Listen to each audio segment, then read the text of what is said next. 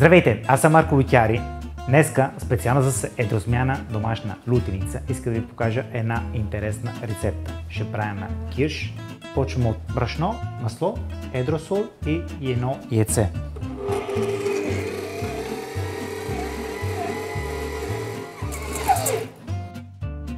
Го закриваме с стреч фолио и да почива в хладилника около 30-40 минути. Ние за нашите рецепти ползваме Зиктин Салазар.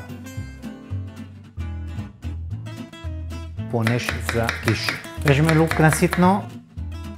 Имаме 2 броя тиквички, имаме бял лук, сол, черен пепер, той оставя малко да се сготвя тиквички, след това добавяме кайма. Изготвяме го добре и сега оставяме малко да се студява. 4 броя яйца и пармезан. Настъргаме кашкавал, пускаме да се грява фурна на 180 градус, вентиляция. Извадаме тесто.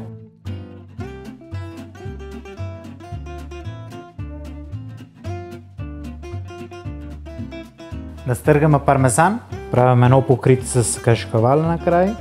Ще го сгънем малко по този начин, се даваме малко ръба и ще нарежем малко шарени чери домати. Ще го сготвим около 40 минути. След това на 30 минути го извадаме, добавяме чери домати и продължаваме да го сготвим последните 10 минути.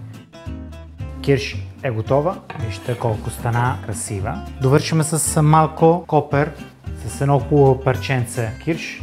Няма как да не сервираме домашна едросмяна лутеница.